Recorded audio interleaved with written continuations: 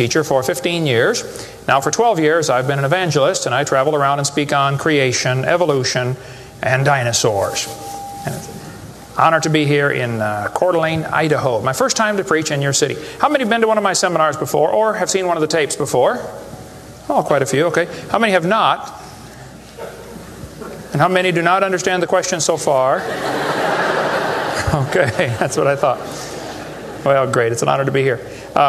I tell folks right up front before I get started too far, because I don't want anybody sneaking up on me, I believe the Bible is the infallible, inspired, inerrant Word of the living God. I believe it from cover to cover. I even believe the cover on mine. It says Kent Hovind. I believe that. And what I try to do in my seminars, I have 3 distinct goals. Number 1, I want to strengthen your faith in the Word of God. Number 2, if you're not saved, I'm going to try to get you saved. I'm after you. I'll tell you right now, I'm after you. Okay. Number 3, if you're saved and you're not doing much for the Lord, then I'm going to try to make you uncomfortable. Everybody ought to find something to do for the Lord. Okay. The worst of you could serve as bad examples, if nothing else. But you can all find something to do for the Lord. All right. This is not my wife. This is just a picture of her. We live in Pensacola, Florida. I've been there 12 years. We have 3 kids, 1 of each. My kids are, at this time, 21, 22, 23. A year and 2 weeks apart. We call that family planning where I come from. Got the 2 boys married off now, and as soon as I find someone to take over payments on my daughter, I'm going to be home free. So that's the plan. One of my hobbies for many years, I have been collecting science books. I like science. And you can ask any of my kids or ask my wife, when I get bored, which isn't too often around our place, I just read science books. I like science. Taught it for 15 years. Even though I'm not teaching it anymore, I still like to study. It's so many neat things to learn. And there's an awful lot of good science in these books. But folks, there are some lies in our science books. I'm not against science. I'm not against schools. I'm not against teachers. My brother's in his 34th year teaching public school. My mom retired from teaching public school. There's an awful lot of good, godly teachers in the system. But there's some poison in these books. We're going to cover some of that tonight. Richard Dawkins, who hates creationists, said, "It is absolutely safe to say that if you meet someone who claims not to believe in evolution, that person is ignorant, stupid, or insane, or wicked." Well, Richard, I'll send you a copy of this tape, because I'm going to show you 100 reasons why evolution is so stupid. We need to define a few terms, okay? According to the dictionary, stupid means lacking normal intelligence, foolish, silly, a stupid idea, dull and boring. I think evolution is stupid. Now, my mommy used to get mad at me when I used that word, so it's a little hard for me, but Bill said, "Brother Hovind, I want you to preach on 100 reasons why evolution is stupid." Okay, Bill, well, you asked for it, so here goes, all right? Let's define some other terms now. The word evolution has at least 6 different meanings, and I've done 58 debates now, and if you're going to get into a debate on evolution with anybody, you better first define what you're talking about, because this is a very slippery term, okay? First, we have cosmic evolution. That would be the Big Bang. There is no evidence whatsoever for that. We'll get into that in just a moment. Then we'd have to have chemical evolution. See, the Big Bang supposedly made hydrogen. Well, how did we get 92 elements, plus the synthetic ones? I mean, how did the chemicals evolve? They don't talk about that much, but that would have to happen. Thirdly, we'd have to have stellar and planetary evolution. Did you know the stars would have to evolve? There's an awful lot of stars out there, folks, but nobody's ever seen one form. There's enough stars out there that everybody on Earth can personally own 2 trillion of them. We've never seen one star forming. We see them blow up from time to time. It's called a nova or a supernova. We've never seen one form. One professor told me one time, he said, "Well, we calculated in the laboratory that if 20 stars explode near each other, it'll produce enough energy to make a brand new star." I said, "Well, that's brilliant. You got to lose 20 to gain 1. You ought to run for Congress. You could help those guys borrow their way out of debt." Man, first place, that's all theoretical. We've never seen it happen, okay? And I think it is scientifically impossible. See, then we'd have to have organic evolution. That would be the origin of life. How did life get started from non-living material? Now, according to the evolution theory, that would have to happen somewhere along the line, long ago and far away. Life had to come from non-living material. And yet, we've never seen that happen. There is no evidence that it can happen. We'll talk about that in a minute. Fifthly, we would have macroevolution. That is where an animal changes into a different kind of animal. Nobody's ever seen a dog produce a non-dog. But the evolutionist believes a dog came from a rock. if you go back far enough in time, 4.6 billion years. Finally, we have microevolution. Now, I don't like this word, okay, because it gets people confused. I think we ought to just call it a variation. But microevolution happens, folks. That is a fact of science. Animals produce a variety of offspring, but it's always the same kind. The first 5 definitions of evolution are stupid. It doesn't happen. It's certainly not part of science. It's something you have to believe in. They teach the kids it all started with a big bang 20 billion years ago. A big bang. I like to ask them some simple questions. What exploded?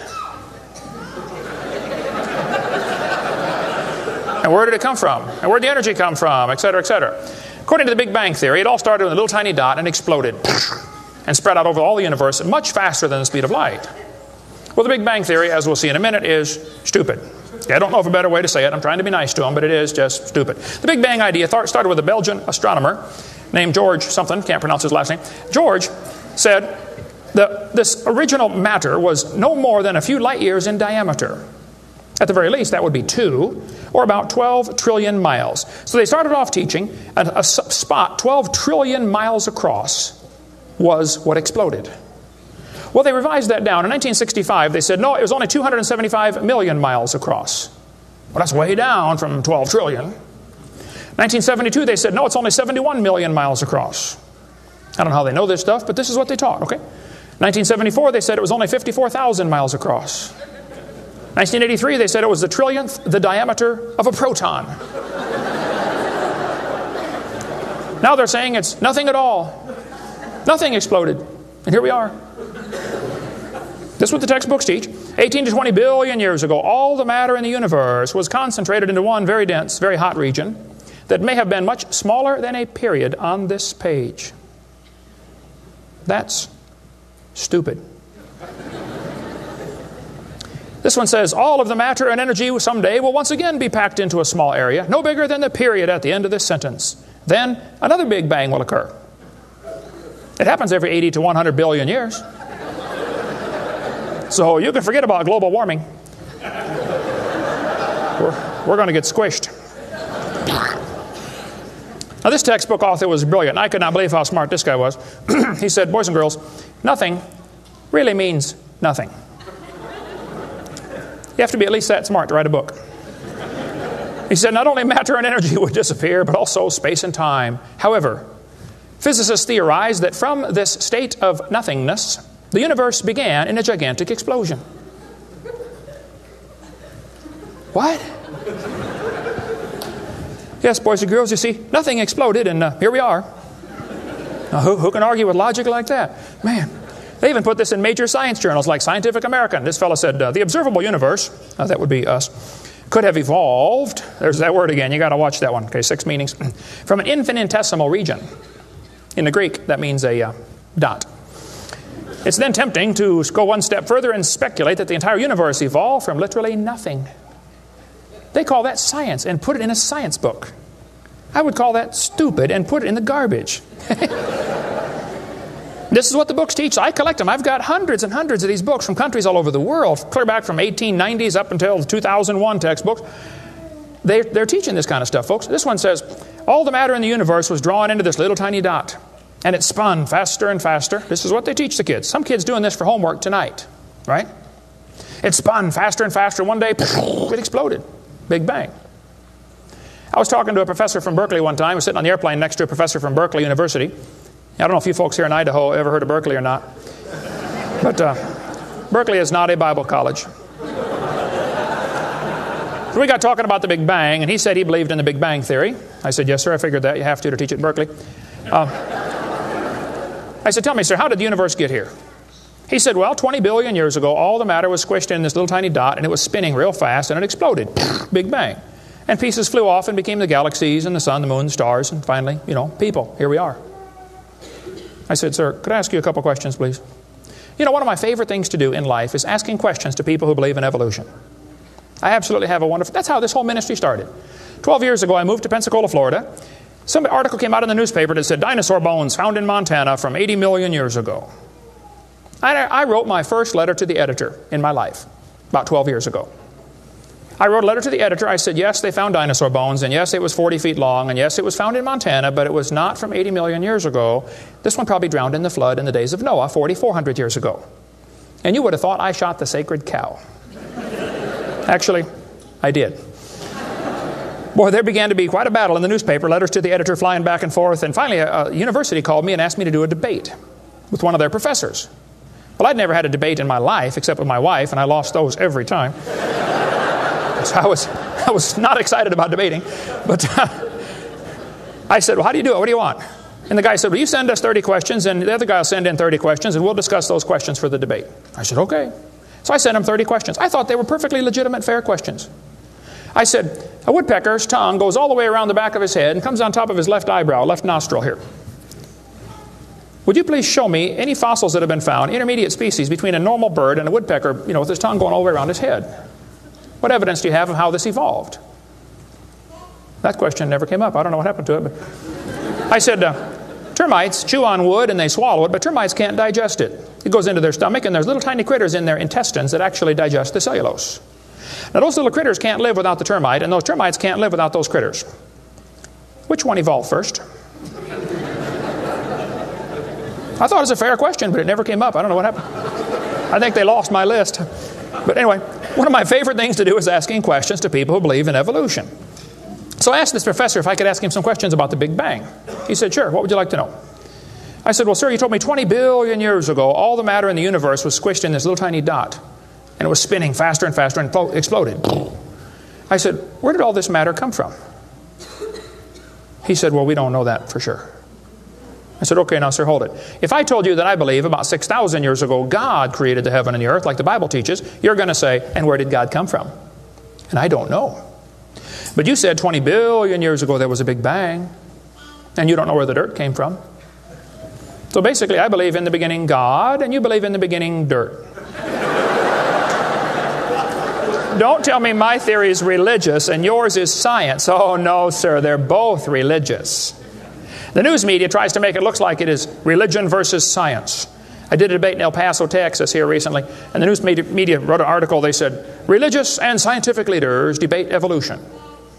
What is the unspoken message in that title? What are they trying to imply? Can you catch that? They're trying to imply that evolution is part of science, aren't they? No, evolution is a religion. Actually, both creation and evolution are inherently religious. These two timelines is the same information right here. I'll be referring to that throughout the seminar here. I cover this thing all the time. The Bible teaches about 6,000 years ago, God made everything. 4,400 years ago, there was a big flood that destroyed everything. 2,000 years ago, Jesus came. Here we are today, waiting for the Lord to come back in about 5 minutes. This is the Bible view of history. On this chart, 1 inch is 150 years. That's a long time. The 20 billion year chart on the bottom is a very different scale. But see, both views, creation and evolution, are inherently religious. You have to believe in creation or believe in evolution. The difference between the two, though, is very simple. The evolution religion is tax supported. That's the difference.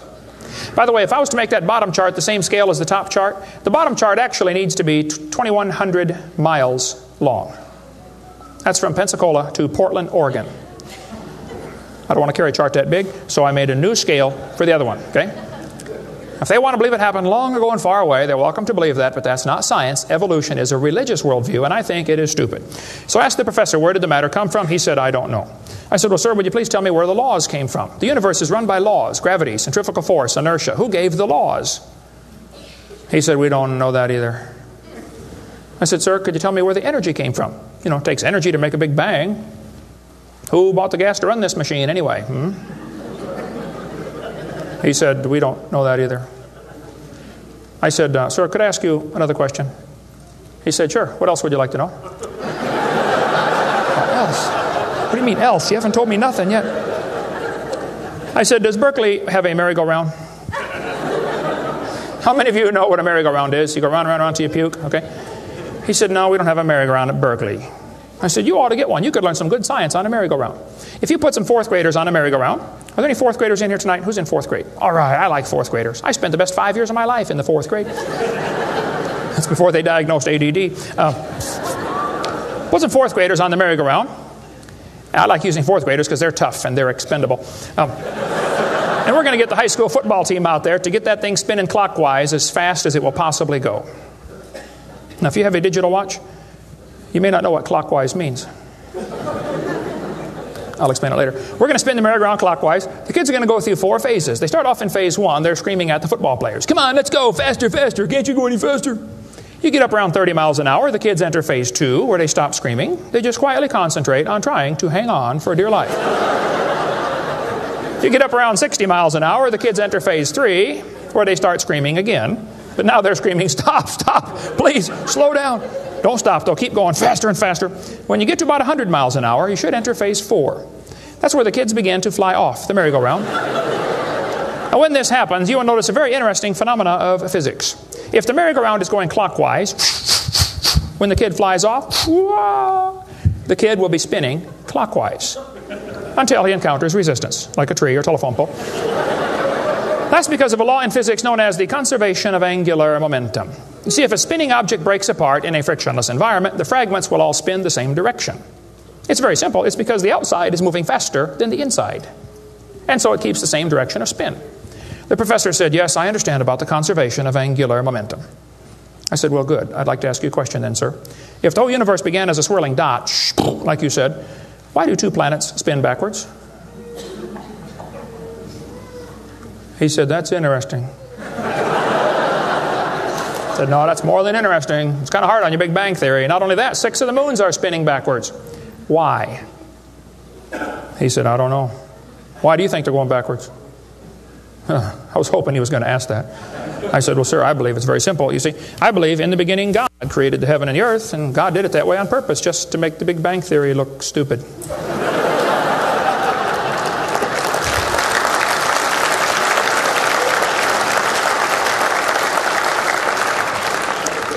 I do believe in the Big Bang, folks. I really do. The Bible teaches the Big Bang. 2 Peter 3:10 says, the heavens shall pass away with a great noise. In the original Greek, that's a Big Bang. So there's going to be a Big Bang. It just didn't happen yet, that's all. So kids, if you go to school and some professor says, do you believe in the Big Bang? You should say, yes, I do, and you better get saved and get ready for it. The Big Bang is coming soon to a city near you. By the way, if the Big Bang Theory were true, the matter would be evenly distributed. But it's not. It's lumpy. They're called galaxies. And in zillions of miles and nothing called voids. And to try to salvage the dumb Big Bang Theory, they've got all these wild theories of why isn't the matter evenly distributed? They'll say, well, maybe there's black holes, or maybe there's antimatter. They got all this stuff. It's all trying to rescue this crazy Big Bang Theory. And it's a dud, folks. It didn't happen. There are zillions of stars out there. I mean, lots and lots of stars. And we haven't even seen them all. If star births, they ought to at least equal star deaths, and they don't. We see a star blow up about every 30 years. It's called a nova or a supernova. Well, then how come there are only 300 dead stars out there that we can see, supernovas? That's only a few thousand years worth, isn't it? There ought to be trillions of them, if evolution were true. This fellow said, I have a little hesitation in saying that a sickly pall now hangs over the Big Bang Theory. Yep. I think it is stupid. Now, if you want to believe it, that's fine. I don't care what anybody believes. That doesn't bother me. But see, the problem is they want to use my tax dollars to teach that to your kids in our schools. And that's where the problem comes in. Okay? If you want to believe in the Big Bang, just enjoy yourself. But keep your religion at home. Okay? Because it is a religion. Then they tell the kids the earth formed from a hot molten mass 4.6 billion years ago. This is part of the theory, and it's in all the textbooks. 4.6 billion years ago, earth cooled down, formed a rocky crust. I think that is stupid, and I'll show you why. Was the earth ever really a hot molten mass 4.6 billion years ago, and it cooled down? This textbook says, as earth formed, the surface was like the moon. There were hot pools of bubbling lava. I don't think so. My Bible says the Spirit of God moved upon the face of the waters.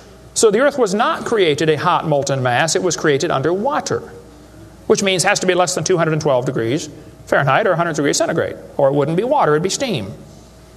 So the earth was never a hot molten mass according to Scripture. Then when you look in the granite rocks, you find little tiny halos made of polonium.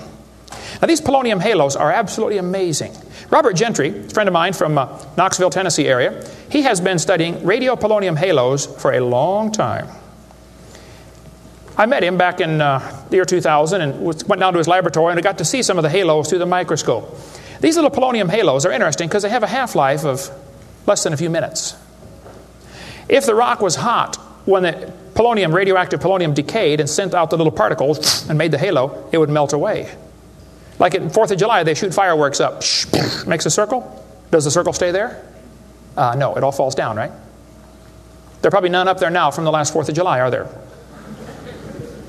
You'd have to freeze the whole atmosphere to keep that sphere in place. This polonium would have to be decaying in a rock that is already solid. So the Earth was never a hot molten mass. Get Robert Gentry's book if you want a lot more on that. But all over, the granites all over the world contain these polonium halos. So it is stupid to say the Earth was a hot molten mass. We have scientific evidence it was not. Here they tell the kids, though, the Earth was hot with large pools of bubbling lava, and that is just stupid. It can't possibly be true. Then they tell them life got started about 3 billion years ago. See, according to the theory, 20 billion years ago there was a big bang. 4.6 billion years ago the Earth cooled down, formed a hard rocky crust, and it rained on the rocks for millions of years and turned them into soup. And the soup came alive about 3 billion years ago. This is what the books teach. This fellow says, both the origin of life and the origin of major groups of animals remains unknown. How did life get started anyway? Well, this textbook tells the kids, oceans formed as it rained on the rocks for millions of years. Yes, boys and girls, millions of years of torrential rains created great oceans. And swirling in the waters of the oceans is a bubbling broth of complex chemicals. Progress from a complex chemical soup to a living organism is very slow. Well, I guess it is. It's totally stopped. Doesn't even happen. That's how slow it is. This one says, the first self-replicating systems must have emerged in this organic soup. Was your great-great-great-great-great-great-great-great-great-great-great-grandpa soup? I think that's stupid, okay? Now, if they want to believe it, that's fine. I don't care what they believe, but don't call it science. What happened back in the 1950s, a guy named Miller and Urey wanted to know how the Earth and solar system had come to be. So they tell the kids he took a mixture of Earth's primitive atmosphere. We'll talk about that in a minute. He never proved how life originated, but he did add evidence to the theory that life could have started by itself. Well, is that true? Now, did he really do that? Well, let's just study the facts here. This textbook tells the kids many important events occurred during the Archean era, the most important of which was the evolution of life. Progress from complex molecules to even the simplest living organism was a very long process. Long ago and far away. Fairy tale kids coming up. First living cells emerged 4 billion to 3.8 billion years ago. I like that word, emerged. They use it all the time. Like that explains how it happened, you know. It just emerged. There is no record of the event, they tell the kids. Look, kid, we know what happened and you're going to be tested on this, but there's no proof. Oh, okay. It's not science. First living self-replicating systems must have emerged in this soup.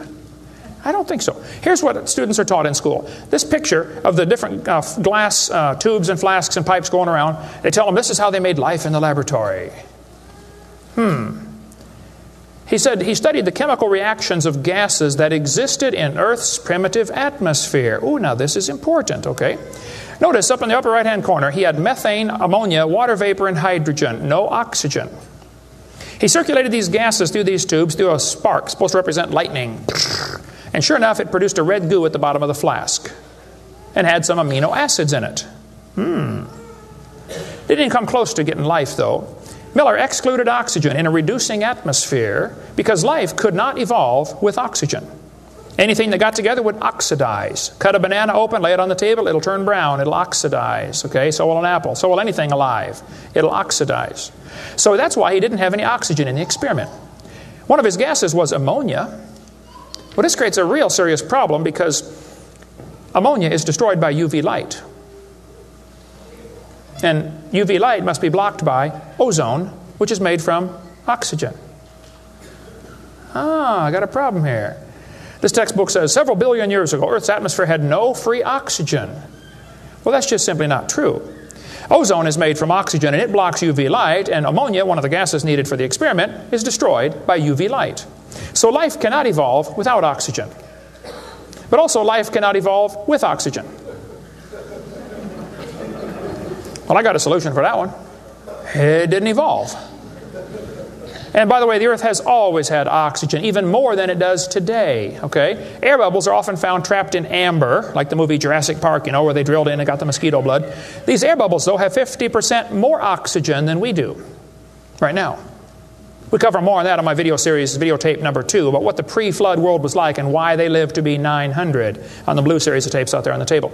But this textbook says the mixture at the bottom of the flask was rich in amino acids. Oh, come on. That is stupid. It was not rich in amino acids. Let's tell the kids what they really found, okay? He filtered out the product. As this gas went through the tubes, he sparked it, produced this goo at the bottom, and he drew the goo off because if it went through again, it would be destroyed by the spark. Now, in real life, you're not going to get a section of the ocean protected. They say this just happened by chance in the ocean.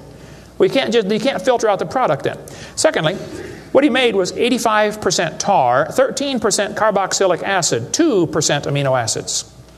So 98% of his mixture was poisonous to life. I would not call that a success. And there are 20 different amino acids, sort of like 26 letters in the alphabet. There are 20 amino acids. Those amino acids go together to make proteins, like letters go together to make sentences. Mostly he made just 2 of these amino acids. And they bond with the tar and the acid very quickly, more readily than with each other. It was a failure as an experiment. Amino acids are like letters of the alphabet, sort of like building blocks. You have to have a bunch of amino acids to make a protein. Then you have to have a bunch of proteins to make a cell. And you got to have a bunch of cells to make an organism. And one cell is more complex than a space shuttle. And all he got was a couple of the amino acids. That's like me dropping toothpicks, and I happen to make a few letters of the alphabet. That's possible, isn't it? Toothpicks could fall in the shape of a T, or an H, or an I, or an E. That's possible. But if I'm able to drop toothpicks and produce a few letters of the alphabet, should I therefore conclude that nobody wrote Webster's dictionary? The difference between making a letter with toothpicks and making Webster's dictionary is about like making an amino acid and making a living cell. He didn't come close to making life. He made the equivalent of a few letters, and he actually needed to make huge books. And half of his letters were backwards, left-handed. This creates a real problem since the simplest proteins, the smallest proteins, have 70 to 100 amino acids, all of them left-handed. This really compounds his problem. RNA and DNA are all right-handed molecules, and they are unbelievably complex. And hundreds of these amino acids must combine to make a protein, and this has to be in a precise order. And they unbond in water much faster than they bond, and last time I checked, the oceans are completely full of water. So Brownian motion is going to drive them away from each other, not together. It just isn't going to work. He did not make life in the laboratory. But they tell the kids, he showed how life could have started by itself. Oh, that is just a stupid, okay? That's a lie. He did not show anything of the kind. And every experiment since then has made the problem worse. They're finding more and more things that just couldn't happen. Don't call that science. But they tell the kids, 3 billion years ago, life appeared on Earth. Asked me to speak at this college in Boston one time. This preacher called all the colleges and universities around Boston and said, would you like to have Kent Hovind come speak at your college? Finally, one professor said, yes, he can come speak at our school if our professors can ask him any questions they want, because we want to show our students how dumb these creationists really are. So the preacher called me and said, Brother Hovind, would you like to speak at this college and let them make fun of you for a couple hours? I said, I would be honored. So I showed up. There were 6 professors and all their students. I felt like Daniel in the lion's den. I got my charts out and I said, now folks, I believe the Bible. Nobody cheered. I said, I believe about 6,000 years ago God made everything. The world's not millions of years old. 4.6 billion years ago, there was a big flood. I'm sorry, 4,400 years ago, there was a big flood. Not 4.6. And 2,000 years ago, Jesus came, and I gave them the basic Bible story, okay? Then I told them what they believe. Because most of them don't know what they believe. You have to tell them. You guys believe 20 billion years ago there was a big bang where nothing exploded and produced everything. 4.6 billion years ago, the earth cooled down, made a hard rocky crust. It rained on the rocks for millions of years, turned them into soup, and the soup came alive 3 billion years ago. And this early life form found somebody to marry. Boy, now that's a good trick. And something to eat, of course, and slowly evolved into everything we see today. One professor was getting kind of upset about this time. I seem to do that to them. He said, Mr. Hovind, there are hundreds of varieties of dogs in the world. I said, yes, sir, you're right about that. He said, you mean to tell me that you believe all these dogs came from 2 dogs off of Noah's Ark? You expect me to believe that? Ha, ha, ha. I said, sir, would you look at what you're teaching your students? You're teaching your students that all the dogs in the world came from a rock.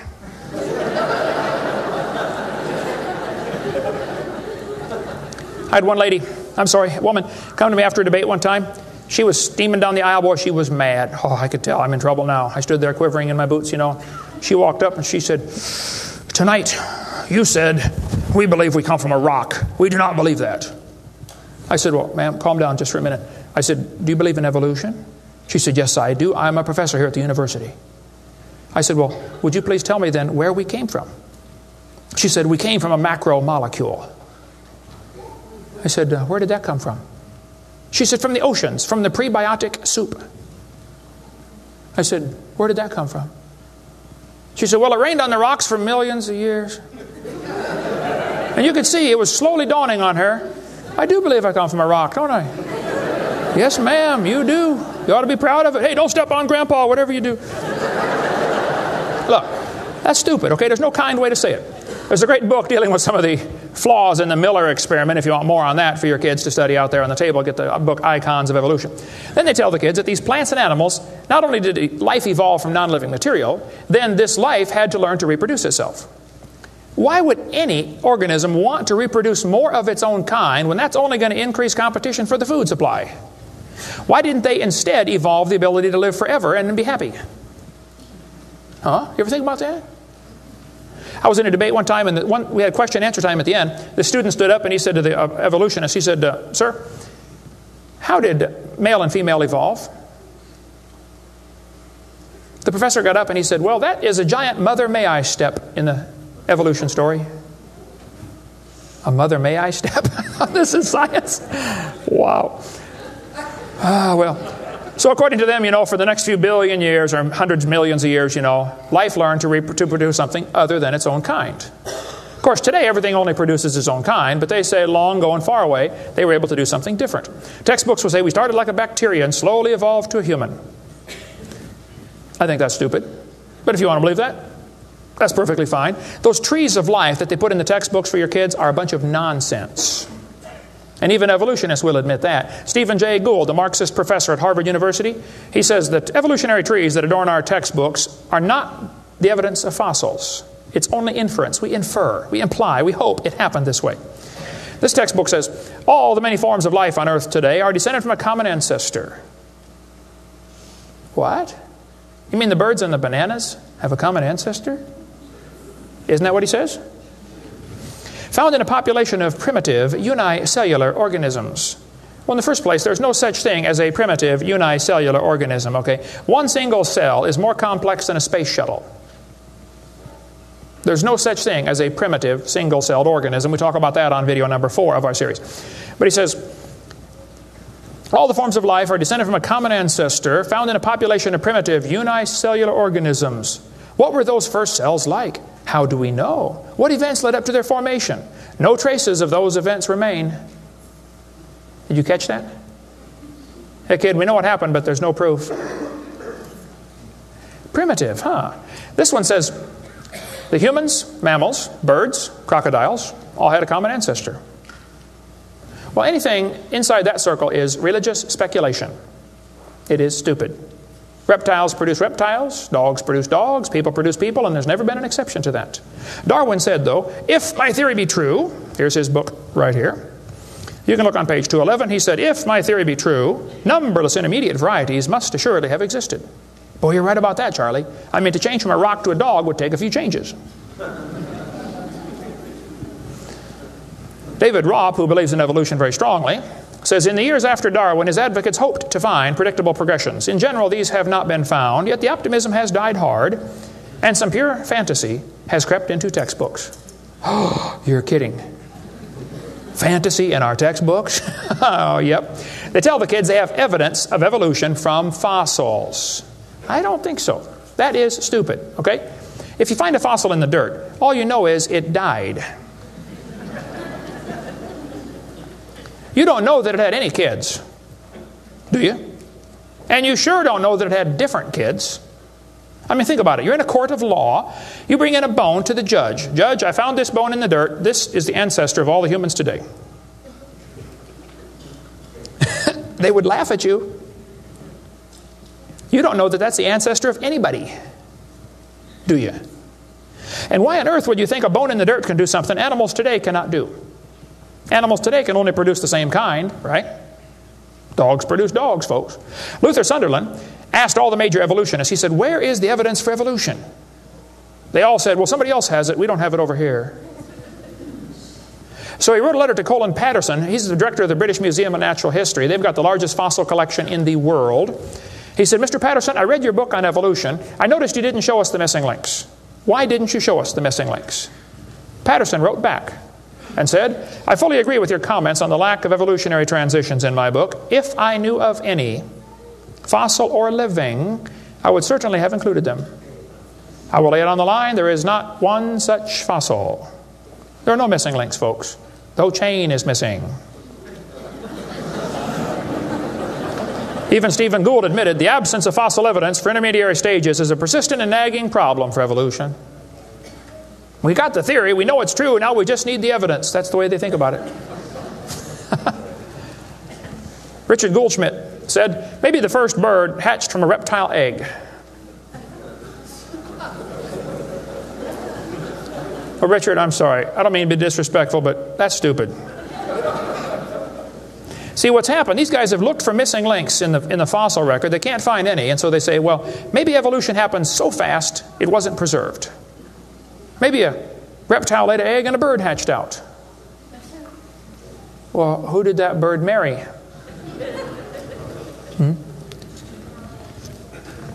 There's only about a zillion differences between a reptile and a bird. We'll get into that later sometime if we get time. But if they want to believe that, that's perfectly fine. Here's what happened. Charlie Darwin graduated from Bible college to be a preacher in the Anglican Church in 1830. He couldn't get a job, so his dad pulled a few strings and got him a job on board HMS Beagle. He's going to sail around the world and collect bugs. And while he's sailing around, he stopped off at these islands right there called the Galapagos Islands. There on those islands, Charlie noticed there were 14 different varieties of finches. Charlie studied the birds very carefully and said, you know what? I think all these birds had a common ancestor. I bet you're right, Charlie. It was a bird. And then Charlie said in his book on page 170, he said, it is a truly wonderful fact that all animals and all plants throughout all time and space should be related to each other. Now, hold on a minute. You see 14 kinds of birds, and you conclude that birds and bananas are related. That's stupid. You should conclude that those 14 kinds of birds had a common ancestor, but that's as far as it ever goes, folks, okay? I don't know of a kind way to say it, Charlie, but that's stupid. Okay, we don't ever see a bird produce a non-bird. See, dogs produce dogs, and you might get quite a variety of dogs. Roses produce roses. That is called microevolution. Now, that is a fact, folks. It happens. It is observable. It is scientific. I don't think we ought to use that word, microevolution. We should just call it a variation. But they use it, so just so I qualify that, it's a lousy term. It gives what's called a free rider effect to the rest of the 5 religious ideas of evolution. You might get a big dog or a little dog, but you're always going to get a dog when you crossbreed your dogs. And I would go so far as to say probably the dog, the wolf, and the coyote had a common ancestor. This Irish textbook shows different dogs, and it calls it divergent evolution. Oh, come on. Giving it a fancy name doesn't change a thing. It is still a dog. And a 3-year-old can tell you. Anybody in here 5 years old? Who's 5 years old? 5 years old. What's your name? Misty. Here we have a dog, a wolf, a coyote, and a banana. Which one is not like the others? Dog, wolf, coyote, and banana. Banana. All right, let's give Misty a hand. Very good. The other ones. Some of these college professors can't tell. Look, there's a variety of dogs, folks, and they probably had a common ancestor. It was a dog. Okay? It's just a dog. See, variations happen within the dog kind. You get a big dog or a little dog, but there are limits to these variations. Haven't the farmers been trying to breed for bigger pigs for a long time? They try to get the biggest pig they can, don't they? Do you think they'll ever get a pig as big as Texas? I bet there's a limit in there somewhere, isn't there? Roaches become resistant to pesticides after a while. Do you think they'll ever become resistant to a sledgehammer? I bet there's a limit. Yeah, okay. They still produce the same kind of plant or animal. That's not evolution. That's just a variation of the same kind, okay? And the information for that variety was already present in the gene pool. No new information is ever added. The dogs or the pigs don't learn to fly or become pink. Okay, there's no new information added, just scrambled information. And the gene pool of the new variety is now more limited than before. Somebody spent years crossbreeding dogs to develop a Chihuahua. All that work to make a dog that is 100% useless.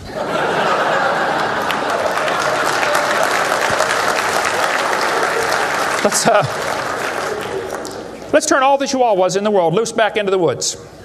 How long would they last? They'd run up to the wolf. Yep, yep, yep, yep, yep. Crunch. Go ahead, make my day. A useless dog. Genetic information was lost when you got your variation. It wasn't added. You might have selected a certain slice of the gene pool with small dog, quick characteristics, but you didn't add anything. You selected something from the population. I come from Illinois, corn country. There are so many kinds of corn up there, they have to number them. You'll be driving down the highway. You'll see BX65. Don't mix it up with XL29. Something will blow up. But I'll tell you what, folks, you can crossbreed your corn from now till the cows come home, and you always get corn. You will never get a hamster or a tomato or a whale to grow on that corn stalk, okay? It won't happen. There's a variety of cows, and they probably had a common ancestor. It was a cow. Variety of horses, no question. Probably the zebra and the horse had a common ancestor. But the kids are going to be taught in school tomorrow in your town that the horse used to have 4 toes. Well, there's some things they don't tell the kids about this Eohippus to Equus series, which has been proven wrong 50 years ago, but still is in your textbooks right here in this town. They don't tell them the original so-called horse is the size of a fox. It was a meat eater and had 18 pairs of ribs. The next one had 15 pairs of ribs. A couple of trips through the buzzsaw did that. And then it miraculously grew back 19 pairs of ribs as it evolved, and then back to 18. They also don't tell them the whole thing's been proven wrong a long time ago. Like this guy says in the biology textbook, other examples like the gradual evolution of the horse have not held up under close examination. That's a polite way of saying it's proven wrong, okay? This G.G. Simpson back in 1950 said the example of the horse family has been unintentionally falsified. They knew 50 years ago this was false. Why did they keep that in your textbooks? This whole thing was made up by Othniel C. Marsh in 1874. He picked animals from all over the world and put them in order the way he thought it might have happened. They were never found in that order. Modern horses are found in the same layers as the so-called ancient Equus or Eohippus horse. They're found in the same layer. So it can't be the ancestor, that's for sure. The ancient horse is nothing but a Hyracotherum, which is still alive today. By the way, the ribs, the toes, the teeth are very different in these animals. In South America, the fossils go exactly backwards. Instead of 3-toed to 1-toed, it goes 1-toed to 3-toed in the fossil order. They won't talk about that much, but you check it out. That's a fact, folks. They're never found in the order presented in the textbooks. 3-toed and 1-toed gray side by side. Plenty of information on the internet about that. Tulsa Zoo finally took out their display because so many folks complain, why do you have this horse evolution display in the zoo? It's been proven wrong 50 years ago. Take it out. And you folks ought to get together with your school board and say, look, on page whatever it is, 952 of our textbook, it says the horse evolved from a 4-toed ancestor. Let's cut this page out. If you had a page in your textbook teaching the kids the earth was flat, would it be okay to demand that that page be removed? You don't have to buy a whole new book. Just cut the page out. It won't cost the school anything. How many of you would volunteer to help cut the pages out and bring your own scissors? See? Won't cost them a dime. And you send me your book and I'll show you which pages need to be taken out. I've read hundreds of them. I can find them like that. Free of charge. I'll donate my time. Peabody Museum still has the horse evolution on display. As I stood there, I've been there many times. It makes my blood boil every time I walk in that place. I'm standing there looking at this lie proven wrong 50 years ago while hundreds of kids come through in school groups. The kids are never told, well, this has been proven wrong, boys and girls. They asked the folks at the Tulsa Zoo before they took the display down, they said, why don't you take this display down? The zoo director said, we don't have the funding to remove it. I've got all the letters back and forth on that. Man, Folks, there's quite a variety of horses today, okay? There's big horses and little horses. I was in Baton Rouge, Louisiana a few months ago. Got to see where they raised the 30-inch tall horses. I mean, my dog's bigger than that. What do you do with a 30-inch horse? Look at it, I guess is about it. And they sell them for $10,000. Sucker born every minute, I guess. But one lady wrote me a letter and said, Mr. Hovind, we crossbreed zebras, ponies, horses, and mules.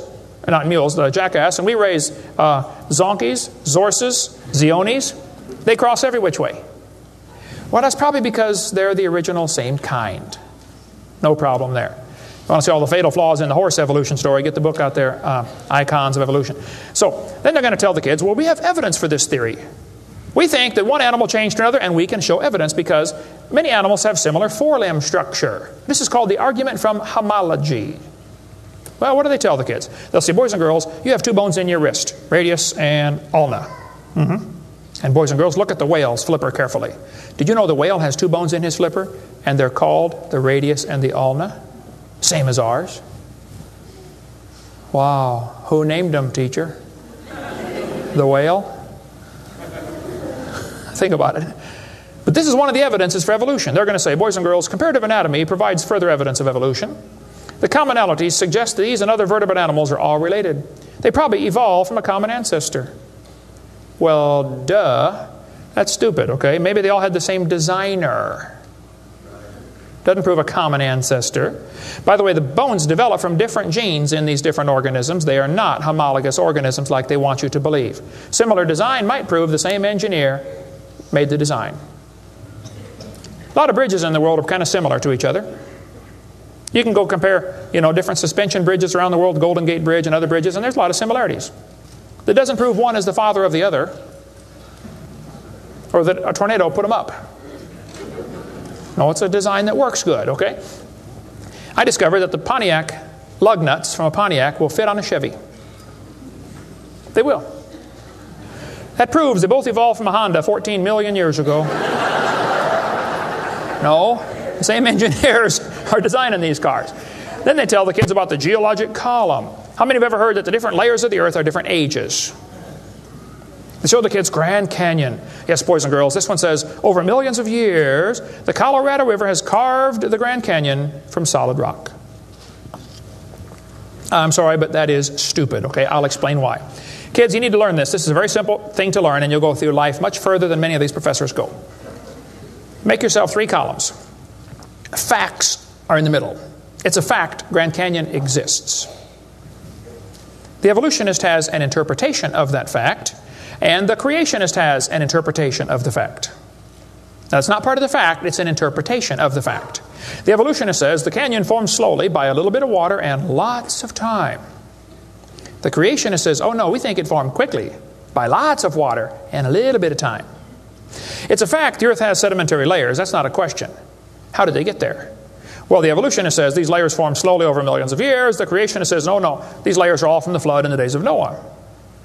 Now, it seems like the professors are always trying to erase the line between their interpretation and the fact and make their interpretation part of the fact column, and it's not. And I think I can demonstrate Grand Canyon was not formed by the Colorado River. I was in a debate recently, and this professor said, Dr. Hovind, you're so stupid. Obviously, it took millions of years to form the Grand Canyon. I said, well, sir, I've seen Grand Canyon many times. I taught earth science for 15 years. I've studied it intensively. Just flew over it last week, as a matter of fact, twice. Got a perfect view of it going out to California and back, flying from wherever I was, Florida. That's where I live. This textbook says, the Colorado River has cut through layer upon layer of rock over millions of years. Well, if you built a dam across Grand Canyon, it would take a lot of dirt or concrete, but if you could, okay, it'd be a huge dam. A giant lake would back up behind that dam, covering several states. That purple area is all drained right through the Grand Canyon drainage basin. This snow line tells a very interesting story. In between these 2 red lines is snow. This is a picture from a satellite showing about 150 or 200 miles of the canyon area. Real wide shot. The river enters the canyon at the far right. The river is 2,800 feet above sea level. As it goes down through the canyon, the ground is rising up. It's called the Kaibab uplift, okay? The uplift is 7,000 or 8,000 feet above sea level. Interesting. The river flows downhill. All rivers flow downhill. So as the river enters the canyon and flows downhill from there, when it gets to the 1,800-foot elevation mark, the top of the canyon is 7,000 or 8,000 feet above sea level, so it's over a 1-mile drop. Very impressive. Hole in the ground. But some points to ponder. I said to the professor, I said, "Sir, did you know the top is higher than the bottom?" He said, "Yeah." I said, "Did you know the river only runs through the bottom?" He said, "Yeah." I said, "Sir, the top is higher than where the river enters the canyon by 4,000 feet. Rivers don't flow uphill. There's no delta. Where's all the mud that washed out? There's no way that river made that canyon. Grand Canyon is a breached dam, a spillway that washed out. There was a lake probably for some length of time after the flood and got too full and all that water went roaring through there. Probably carved that canyon out in a couple of weeks. Not millions of years. Absolutely impossible for that river to have made that canyon. We cover lots more on that on videotape number 6 of our series. But they tell the kids, the Colorado River made this canyon slowly over millions of years. I'm sorry, that is stupid. That can't possibly be true. They need to learn the facts. Charlie Lyell, back in 1830, he was a lawyer from Scotland. Somebody calculated one time that if all the lawyers in the world were laid end to end around the equator, we would all be better off. Charlie Lyell hated the Bible. In 1830, he wrote this book right here. Oh, I got it down on the table. I picked up the wrong one. Principles of Geology. Here it is on this table. Charlie Lyell wrote this book, 1830. In this book, he mocked at scriptures. He hated the Bible. You can see it mocking all through they're here. In here, he and other fellows back in that time, Cuvier, Steno Strata Smith, and some of these guys, they invented the geologic column. How many have ever heard of the geologic column before?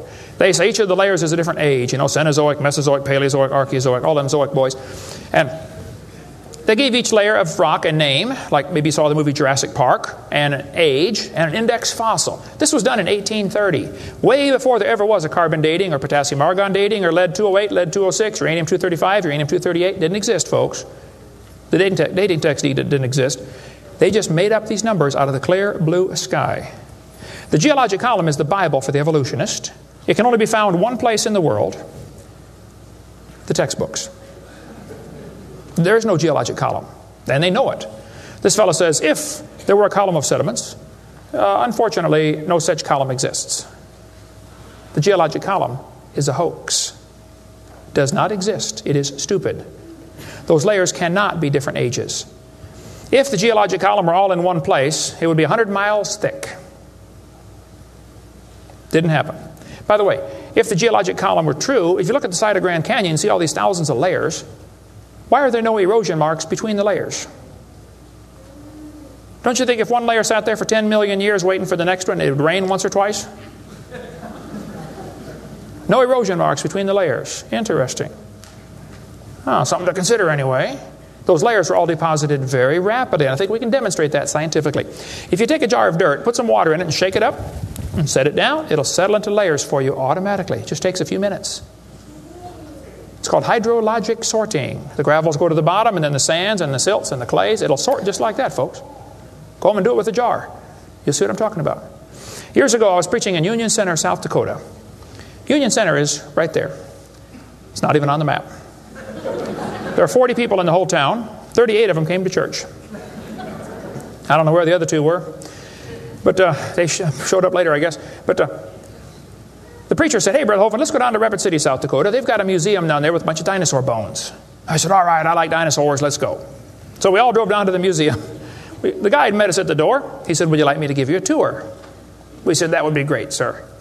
The first place we stopped on the tour was the geologic time scale, the big chart. They got it behind glass so the kids can't touch it. You know, this is holy, sacred. And the guide said, "Now, boys and girls, this layer of rock right here is about 70 million years old." My daughter was 12 at the time. She raised her hand. She said, "Mister, how do you know that layer is 70 million years old?" He said, "Well, honey, we tell the age of the layers by what kind of fossils we find in them. They're called index fossils." Oh, she said, "Thank you, sir." We walked around the other side of the dinosaur, and we're standing over here, and the guide said, now folks, these bones you're looking at are about 100 million years old. My daughter raised her hand again. She said, mister, how do you know those bones are 100 million years old? He said, honey, that's a good question. We tell the age of the bones by which layer they come from. She said, excuse me, sir, but when we were standing over there, you told me you knew the age of the layers by the bones, and now you're telling me you know the age of the bones by the layers. She said, isn't that circular reasoning? I thought, wow, a chip off the old block. That guide had the strangest look on his face. It was almost as if he were thinking.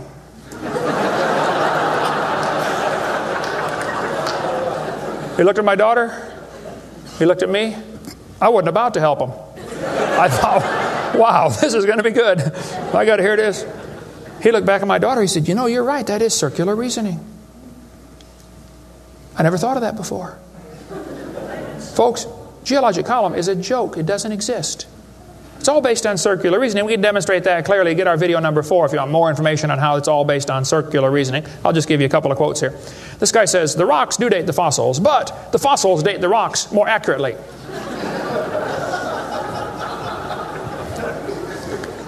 Stratigraphy cannot avoid this kind of reasoning if it insists on using only temporal concepts because circularity is inherent. You have to use circular reasoning to get it right. Well, that's stupid. And you don't need to be too bright to figure out that's stupid, okay? This geologic column contains limestone scattered all throughout the geologic column. I like to ask him the question, I say, fellows, you have limestone scattered all through this column. How do you know the age? It's all limestone. I mean, if I handed you a piece of limestone, how would you know if it's 100 million year old Jurassic limestone or 600 million year old Cambrian limestone? I mean, how would you tell the difference? There's only one way they can tell, by the index fossils. That's how it's done, folks. That is stupid. Because those fossils don't count for anything, as we'll see in a minute. They tell the kids each of these layers is a different age. 100 million, 200 million, 300 million, real impressive, huge numbers. Now, Charlie Darwin did not like round numbers. He wanted to be more precise. He said the Wealdian deposits are 306,662,400 years old. Now, okay, Charlie, I think that's stupid. Those layers are not different ages, folks. All over the world we find petrified trees standing up, running through multiple rock layers. Now, if you get a petrified tree standing up, running through different rock layers, I don't think it's smart to say those layers are vastly different ages. Petrified trees in the vertical position, they find them all over the world. Okay, here's one from Alabama. Come out of a seam of coal through 20 feet of rock into another seam of coal. They found about 3 dozen of them, I think, in that one little coal mine, one little area, while they're digging the coal out. Petrified trees standing up. Cookeville, Tennessee, they found a bunch of them. This one's 30 feet tall, standing up. Joggins, Nova Scotia is famous for their petrified trees standing up in the vertical position. All over the area there, folks. Those trees did not get slowly covered by the sediments over millions of years. They would rot and fall down. Sometimes the petrified trees are upside down, running through many rock layers. Scientists estimate at the bottom of Spirit Lake in Mount St. Helens there are now 20,000 trees that were blown out by the volcano. Thousands of them are standing up in the bottom of the lake, already buried 15 feet deep in mud. None of them grew there. Those trees are going to petrify. It only takes a few years to petrify a piece of wood. In the laboratory, it can be done in 24 hours. We cover lots more on how fast things can petrify in videotape number 6 of our series. But they dug up a guy, they buried this doctor in Tennessee. 14 years later, his wife died. When they went to dig the grave, water soaked into her grave. And they said, oh, we can't bury Grandma there. So they dug a hole on the other side. Water soaked in. So they dug a hole and buried Grandma somewhere else. And then the kids got worried about Grandpa, so they went and dug up his grave. The arms had rotted off, but the rest of the body had petrified in 14 years, turned to stone from water running through the coffin. I got tons of material on how fast things can petrify. Those layers are not different ages. They all formed in one big flood in the days of Noah. To tell the kids the layers are different ages is stupid. That just simply is not true. So what about carbon dating and potassium-argon dating and rubidium-strontium dating and lead-208, lead-206, uranium-235, uranium-238? Well, we'll cover that after a quick break here. Show you some ways that this is just stupid, okay? That's not a way to tell the age of anything. We're going to give you some more evidence that evolution is stupid. Now, if you want to believe in it, that's perfectly fine. I don't care what you believe in. But the devil is laughing at you for believing in that. He has you fooled, and he is laughing at you. Okay? If you want to believe you came from a rock, well, you just enjoy yourself. But that's not science. God made this world. God loves you. God has a plan for your life. And if you don't want it, well, that's your business. But God loves you, and He wants you to come to heaven. And if you'd like to find out how to go to heaven, come see me. I'll be glad to show you. I'm going. It's not because I'm good. If I get what I deserve, I'm in serious trouble. But I've been forgiven by the blood of Jesus Christ. You can have the same thing. After the break, we'll show you some more things that make evolution stupid. Coming up next. Thank you.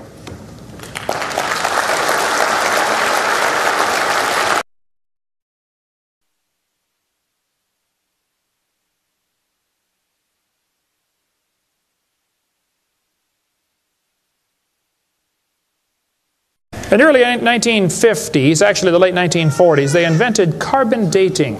We're going to explain a little bit about radiometric dating and how it's supposed to work, and then show you that it does not work, okay? The Earth's atmosphere is about 100 miles thick, and we're also protected by a magnetic field. Radiation from the sun and from the stars, mostly from the sun, goes right through that magnetic field, some of it does, and hits the atmosphere and produces carbon-14. Carbon-14 is radioactive. Normally, carbon is atomic number 6, which gives it atomic weight of 12. But this nitrogen, which is right next door to carbon, gets struck by radiation and it turns it into carbon-14. Now, carbon-14 is unstable. It is radioactive. It's always breaking apart. And you can hear it like with a Geiger counter, you know, click, click, click, click, just like uranium, because it's decaying. They've discovered it decays at a fairly consistent rate. About half of it will decay every 5,730 years. Which means if I gave you a pile of carbon-14, 5,730 years later, half of it would turn back to nitrogen. The rest would still be carbon-14. Theoretically, it's a random event, but it could. That's probably how long it would take. During photosynthesis, plants are breathing in carbon dioxide, and this radioactive carbon is mixed in with the regular carbon. The plant doesn't seem to know or care if it's getting radioactive carbon or regular carbon. It just takes it right in. Animals eat the plants and make it part of their body. Probably during your lifetime, you have either eaten plants or you've eaten animals that have eaten plants. How many have done that before? Okay. So, you probably have radioactive carbon-14 in you. Now, theoretically, what you have in you should match whatever's in the atmosphere, about the same percentage. Because the plants are always breathing this stuff in, and the animals are always eating the plants, and we're always eating the plants and the animals, so it should pretty much stay in balance. It is assumed the ratio of radioactive carbon-14 to normal C12 in the atmosphere would be the same found in living plants and animals. That is an assumption, but it's a reasonable assumption. The atmosphere today is 0.0000765%. Not much. That's how much carbon-14 it has in it. When the plant or animal dies, it stops eating or breathing. How many knew that already? Okay. So whatever it had in it begins to decay. Since half of it will leave in 5,730 years, all you got to do is check to see how much C14 is in it, how much C14 is in the atmosphere, and if it's only got half as much, it's been dead for 5,730 years. Sounds great, but it doesn't work. In theory, it never goes to zero, but it goes from a half to a fourth to an eighth to a 16th to a 32nd to not much. Okay? After 4 or 5 half-lives, you can't measure it. So if anybody ever tells you, we know the Earth is millions of years old because of carbon dating, you can rest assured they don't have a clue what they're talking about. Because if it worked, it would only work for 30 or 40 or 50,000 years maximum.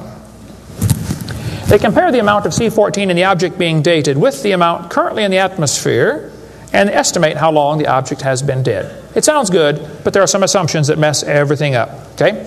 Assumption number 1, has the amount of C14 in the atmosphere always been the same? Has it reached equilibrium? This is an interesting problem. If I told you to fill a barrel with water, but I drilled holes on the other side of the barrel, while you're filling it, it's leaking out. At some point, it's going to be leaking at the same speed you're filling, and that point is called equilibrium. You will never fill the barrel past that point, unless you plug the holes or fill faster. See, it's filling and leaking at the same time, sort of like your checkbook. You put it in and it leaks out, okay? Hopefully you want to at least be at equilibrium, okay? If less than that, you're going to be in trouble eventually. See, if your outgo exceeds your income, your upkeep will be your downfall every time. Well, they say if you took a brand new planet Earth and stuck it out in the solar system, the sun would start producing carbon-14. It would start decaying also right away, and it would take about 30,000 years to reach this equilibrium point. Well, Willard Libby and others who invented carbon-14, University of Chicago in 1947 to 53, he got a Nobel Prize for it in there somewhere. He said, well, it would take 30,000 years to reach equilibrium. He said, well, we know the Earth is millions of years old. Mistake number one. So we can ignore the equilibrium problem. Mistake number two. The Earth's atmosphere has still not reached equilibrium. There's more C14 now than there was 10 years ago, which proves the Earth is less than 30,000 years old, which I could have told them just from reading my Bible. See, if an animal is still alive, be it plant or animal, okay, it should have about 16 clicks per minute on your Geiger counter per gram if it's 0 years old. Actually, 0 years dead. If it's getting only 8 clicks per minute, then it's 5,730 years old. If it's giving you 4 clicks per minute, it's gone through 2 half-lives. It's 11,000 years old. If it's 2 clicks per minute, it's 17,000 years old. This is how they date it. So if you're getting 2.5 clicks per minute, you just find the point on your graph and draw the line over and determine the age. Sounds real simple, but it doesn't work. If we had walked into a room and found a candle burning on the table, and I asked you the question, when was it lit? You say, I don't know, Mr. Hovind, it's burning when I got here. Okay, well then let's do some empirical science. Empirical science is things we can test and measure and observe and test. Not theoretical, I mean empirical. We can measure it and weigh it. Let's measure the height of the candle. Suppose the candle is 7 inches tall. Who can tell me when it was lit? Okay, nobody. Let's do some more empirical science. Let's measure the rate of burn. Suppose we determine it's burning an inch an hour. When was it lit?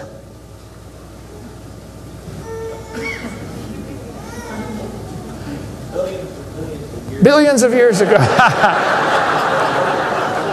You're going to have a hard time telling me unless you're willing to make some assumptions. How tall was it when it started? Oh, we don't have any idea. Has it always burned at the same rate? Oh, we don't know that either, do we? You find a fossil in the dirt, you can measure how much C14 is in it. Very accurately, by the way. And you can measure how fast it's decaying. That's just like measuring the height of your candle and how fast it's burning. Now, when did that animal die? You don't have a clue. Unless you're willing to assume that the C14 when it was alive is the same as we have today, and assume the rate of decay has always been the same down through history. You can't prove either of those. Living mollusk shells were carbon dated at 2,300 years old. Hello, they're still alive. Freshly killed seal carbon dated 1,300 years old. Shells from living snails carbon dated 27,000 years old. That's stupid. He's still alive, okay? I know snails are slow, but 27,000 years, he'd be dead, okay? One part of a mammoth is 29,000 years old, another part's 44,000. One part of Dima was 40,000 years old, another part was 26,000, and the wood next to it is 9,000. The lower leg of a mammoth is 15,000 years old, the skin is 21,000. 2 mammoths found side by side in Alaska, one is 16,000, one's 22,000. Which number is right? Living penguins carbon dated 8,000 years old. 11 human skeletons, the earliest known human remains in the Western Hemisphere, were dated by accelerator mass spectrometer. All 11 dated about 5,000 radiocarbon years. Lava from a 1801 Hawaiian lava flow was 1.6 million years old. Well, hello is not even 200. Another volcano erupted in Hawaii in 1959. When they dated the lava, it was 8.5 million years old. They used potassium argon dating for that, not carbon. Mount Etna in Sicily, I climbed Mount Etna when I was over there some time ago, erupted in 1972, 350,000 years old. Mount St. Helens built a new lava dome in 1982. They dated it, got numbers from 350,000 to 2.8 million. It's not even 20 years old. Here's what you ought to consider about carbon dating. Samples of known age, it doesn't work. If it's a sample of unknown age, it is assumed to work. That's stupid. In the last 2 years, an absolute date has been obtained for the Gandong beds above the Trinil beds. It has the very interesting value of 300,000 years, plus or minus 300,000 years. Well, they nailed that one right on the head, didn't they? See, back in 1770, George Buffon said the Earth is 70,000 years old. 1905, the official age of the Earth was 2 billion. When they went to the moon, they said the Earth and the moon are 3.5 billion years old. 3.5 billion, dated with potassium argon dating. Now they're telling the students it's 4.6 billion years old. Let's see, that means the Earth is getting older at the rate of 21 million years per year. That's 40 years per minute. Aging rapidly, folks. That's stupid, okay? All they do is add more time to make the theory look more reasonable. Long ago and far away. And when you prove it couldn't happen, they say, well, it was longer ago and farther away. Then they're going to tell the students one of the evidences for evolution is embryology. Now, there aren't too many things about this whole theory that make me angrier than this, so I'm going to try to stay calm and cool and collected while we discuss this. Ernst Haeckel, an embryology professor at the University of Jena in Germany, loved evolution theory. When Darwin's book came out, Ernst Haeckel read that book the next year and said, wow, this is a great theory. All we need now is some evidence. 9 years later, they still had no evidence. So Ernst Haeckel decided to help Charlie out. He was an embryology professor, the study of animals before they're born. You know, the different embryos of all these different animals. He made drawings that were fake to make them look alike. The students are taught we have evidence from development. I don't think so. The similarity between early stages in development of many different animals helped convince Darwin that all forms of life shared common ancestors. Actually, Darwin considered this by far the strongest single class of evidence a class of facts in favor of his theory. This is stupid, folks. I'll show you. This textbook says, the human embryo growing in the mother has gills like a fish. Those little folds of skin are not gills, okay? Excuse me. Those little wrinkles under your chin when you're growing up later develop into bones in the ear and glands in the throat. They never have anything to do with breathing. I've seen folks that have 5 or 6 chins and they can't breathe through any of them but the top one. Those are not gill slits. Ernst Haeckel, though, said the turning point in his thinking was when he read Darwin's book, 1860. Haeckel took a drawing of a dog and a human embryo and he changed them to make them look exactly alike. His fake drawings looked almost identical. On top are the real drawings, underneath are Haeckel's fake drawings. He lied, folks, intentionally. He made huge charts of his posters of his drawings of these embryos and traveled all over Germany and just about by himself converted the Germans to believing in evolution. Which later led to the obvious question, well, if evolution is true, then maybe one of the races of people has developed farther than the rest. Which, by the way, is a subtitle to Charlie Darwin's book. You can look at it for yourself. The Origin of Species by Means of Natural Selection, or the Preservation of Favored Races in the Struggle for Life. See, Darwin was a racist.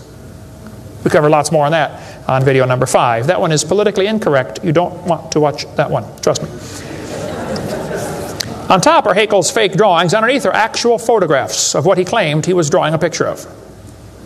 Now, either he's a lousy artist or he's a liar. Well, it turns out he's a liar. He was convicted of fraud by his own university. Proven to be a fraud. But guess what?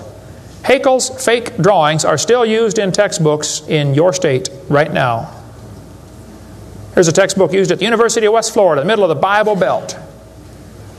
It's only been proven wrong 125 years ago. I know it takes a while to get textbooks up to date, but that ought to be plenty of time. That's stupid. Those are not gill slits on the embryo. Here's an Irish textbook. I was just there a few months ago. It says the embryo has gill slits. That's baloney. This one says the embryo has gills. Glencoe Biology says they have gills. Proven wrong 125 years ago. This biology textbook says the human embryo has gills. Here's this Tim Barra writing his book on the myth of creationism. And he mentions the gills are evidence for evolution. You're only 115 years behind, Tim. Miller's still teaching it 125 years after it was proven wrong. I debated Miller on the radio on a St. Louis radio station one time. There's a college textbook still teaching the kids the embryo has gills. This one says, it shows the kids a 5 to 6 week embryo, but it says by 7 months, the fetus looks from the outside like a tiny normal baby, but it's not. It's not a baby at 7 months. Excuse me? A whole bunch of kids born at 5.5 months survive, 34%. That's stupid to say it's not a baby at 7 months development. Maybe you heard about the woman that had surgery on her baby before it was born. They cut the mother open, cut the uterus open. The 5-month-old baby, 5 months in development, reached out and grabbed the doctor's finger. It's not a baby, huh? If it's not a human being, what kind of being is it? If it's not alive, why is it growing? Why do they keep that in the textbooks? Well, that's the only way to justify abortion. They want you to think it's not a human yet. Just a fish with gills. No, it's a human the instant it's conceived. And abortion is murder. Plain and simple. We cover lots more on that on my videotape number 4. You don't want to watch that one either. Then they're going to tell the kids, we've got evidence for evolution because dinosaurs turned to birds. This is stupid. This guy says, dinosaurs are alive as birds. Well, kids, in case you don't know, there are a few differences between a dinosaur and a bird. You don't just put a few feathers on them and say, come on, man, give it a try. It won't hurt too bad. That's stupid, okay? Dinosaurs did not turn to birds, okay? Somewhere along the line, while his front legs are developing into wings, they're going to be half leg, half wing, which means he can't run and he can't fly yet. He's going to have a hard time, isn't he? No, dinosaurs did not turn into birds. That is stupid, okay? They say, we've got proof that they did. Archaeopteryx, which means ancient wing. That's supposed to be evidence for evolution. It's in just about every textbook I've seen dealing with this topic. Archaeopteryx is supposed to be evidence. Here's a 1999 textbook. Now, Archaeopteryx was proven to be a fraud in 1986. So this author is 13 years behind the time. Archaeopteryx means ancient wing. They're going to say, see, boys and girls, he's got claws on his wings. Yeah, so? 12 birds today have claws on their wings. The ostrich does, the Watson does, Turako does, ibis does. So what? It's kind of unusual, but 12 birds have it. They're going to say, well, he's got teeth in his beak. That proves he's got a reptilian feature. Well, now, wait a minute. Some reptiles have teeth, some don't. Some mammals have teeth, some don't. Some fish have teeth, some don't. Some of you have teeth, some don't. Okay? That doesn't prove a thing, all right? Alan Fiducia is considered one of the world's experts on birds. He believes in evolution. University of Chapel Hill, North Carolina, Chapel Hill. He said, paleontologists have tried to turn Archaeopteryx into an earthbound feathered dinosaur, but it's not. It's a bird, a perching bird, and no amount of paleo-babble is going to change that. It's a bird. By the way, even by their twisted thinking, birds are found in layers lower than Archaeopteryx. If you find fully formed birds in rock that you think is 130 million years old, then Archaeopteryx at 65 million years old cannot be a missing link, can it? Because birds were already here. Even with their dumb geologic column, it doesn't work. We cover lots more on that on video 4. They say bird feathers evolved from scales. Well, that's stupid. In the first place, they come from different genes on the chromosome, okay? Developed totally different. A scale is a hard wrinkle in the skin. They attach to the skin very differently. Feathers are incredibly complex, folks. Unbelievably complicated. They're both made from the same protein, keratin, and that's where the similarity stops. So what? Battleships and forks are both made of iron. It doesn't prove they both evolved from a tin can. It proves the engineers using the same material for different functions. And God used keratin for fingernails and hair and scales and feathers. So, same designer, that's what it proved. A lot more on the bird evolution in the book Icons if you want to get that. Then they tell the kids about the peppered moth. Yes, boys and girls, somebody in England went around and counted the moths on the trees. Must have been a government project. They discovered it's 95% light moths and 5% black. Well, so the story goes, they burned coal in the factories, the trees turned black, and the moths changed to black moths. Because when they counted them again, they said they found 95% black and 5% light. Actually, the whole story is a lie. It never happened. After 40 years of watching, they found 2 moths on the trees. 2 total out of 40 years. So they glued dead moths to the tree to take a picture for your kid's textbook. Then he wanted to get a picture of a bird eating a moth. So he put some moths in the refrigerator to calm them down so they got nearly frozen. Then he put them on the tree and they couldn't even hang onto the tree. So he warmed them up on the hood of his car. Put them out there on the tree and the moth is staggering around trying to warm up, and a bird ate one. He got a picture. Wow, proof of evolution. It's a lie. Didn't happen. Even if it were true, dark moths and light moths were there at the beginning, and dark moths and light moths were there at the end. The ratio of population might have shifted, but the story wasn't true. So, doesn't prove anything. That's stupid. That's not evidence for evolution. They tell the kids, we've got vestigial structures. Now, a vestigial structure is something you don't need anymore. They'll say, boys and girls, you have an appendix that you don't need anymore. That's a vestigial structure. That's proof of evolution. Well, excuse me, you do need your appendix, okay? That is stupid. The appendix is part of your immune system. If your appendix is taken out, you can still live, okay? But it increases your susceptibility to quite a few diseases. You could live without both your legs and both your arms and both your eyes also. That doesn't prove you don't need them. Does it? There are no vestigial organs. And even if there were, that would be the opposite of evolution. That's losing, not gaining. This textbook says, boys and girls, whales, and many organisms here, like a whale, retain traces of their evolutionary history. For example, the whale retains pelvic and leg bones as useless vestiges. I'm sorry, that's not true. This one says, just imagine whales walking around. It's true. These little bones right there is what they're talking about. Just imagine him walking around. I can see it now, can't you? All you need is a good imagination and some LSD and you'll be able to see that whale walking in real life. This textbook says, the whale's pelvis is evidence of its evolution from four-legged land-dwelling mammals. Well, that is stupid, okay? Those bones in the whale's abdomen are essential to hold muscles that support the reproductive system. Without those bones and those special muscles, the whales cannot reproduce. This has nothing to do with walking on land. It has to do with getting more baby whales. So the author that wrote this is either ignorant of his whale anatomy and should not be writing a book about it, or he's a liar trying to push a theory off on our kids. Here this one says, whales once lived on land. Whales were not always sea dwellers. Modern whales show skeletal evidence of previous existence on dry land. Buried deep in a whale's hip muscles are two small bones, all that is left of the whale's pelvis and hind legs. That's stupid. The male and female bones are very different on whales. Check your whale anatomy and tear that page out of your book. Has no business being in there. This textbook says, humans have a tailbone at the end of the spine that is of no apparent use. I was debating a guy in North Alabama. He was the president of the North Alabama Atheist Association or something like that. He got up and he said, folks, we've got evidence for evolution. Humans have a tailbone they no longer need. When it was my turn, I got up and I said, Mr. Patterson, I taught biology and anatomy. I happen to know there are 9 little muscles that attach to the tailbone, without which you cannot perform some very valuable functions. I will not tell you what they all are, but go read your Gray's Anatomy and you can figure it out.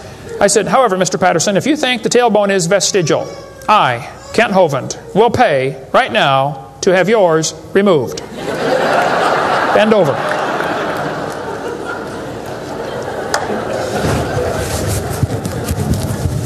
That is stupid, folks. The tailbone is not vestigial. This one says, the coccyx, that's the tailbone, the small bone at the end of the human vertebral column, has no present function and is thought to be the remainder of bones that once occupied the long tail of a tree-living ancestor.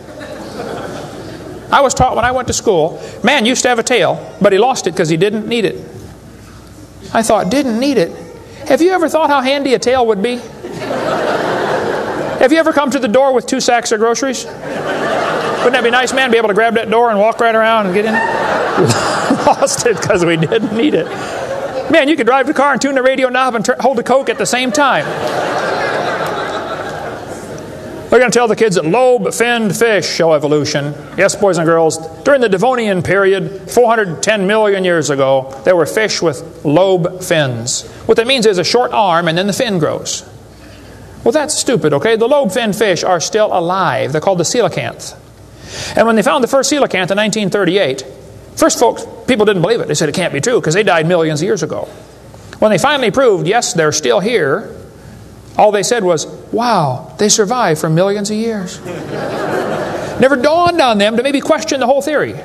Never dawned on them. When Dr. Roy Mackal went to Africa and did expeditions on dinosaurs still alive in the African swamp, University of Chicago microbiology professor Dr. Roy Mackal wrote this book. He went over there twice, interviewed folks who've seen living dinosaurs. People who've never seen a white man. When he showed them the Apatosaurus, they said, yeah, that's Mokele Mbembe. He lives out in the river. He's not friendly. Don't get close. Dr. Mackal said, fellas, that's a dinosaur. They've been dead for 70 million years. The natives said, well, we're sorry. We didn't know about that. All we know is we see them out there once in a while. So Mackal gets back, writes this book, and says, folks, there are still some dinosaurs alive in Africa. Then he says, it's amazing they survived for 70 million years. Never will cross his brain that maybe your basic theory is wrong. That thought will never enter his mind, I don't think. It ought to. Lobe-finned fish are still alive, folks. They tell them trilobites are good index fossils for rock that is 600 million years old. Well, that's stupid, okay? There's a human shoe print where a guy stepped on and squashed a trilobite. How could a human step on a trilobite? If they're 500 million years ago. One guy said, maybe aliens visited the planet and stepped on a trilobite. Trilobite had the most sophisticated eye ever found in nature. It's one of the first animals to evolve, and it's already got the most complex eyeball. I don't think so. The whole thing about index fossils is stupid. Okay, there aren't any index fossils. The graptolites are the index fossil for 410 million year old rock, and yet they're still alive right now in the South Pacific. They tell the kids the dinosaurs are index fossils for 70 million year old rock. Folks, dinosaur blood was found inside the bone. Don't you think it's going to decay in less than 70 million years? There's enormous evidence that man and dinosaurs have always lived together. We covered that for 2.5 hours on video number 3 of our Blue series of tapes.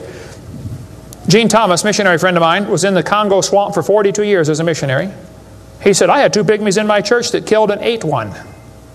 Yes, dinosaurs are still alive.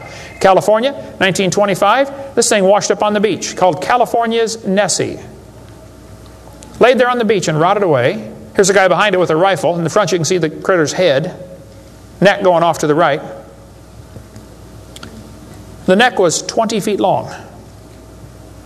One atheist wrote me a letter and said, Hovind, you're so stupid. Don't you know that was a whale?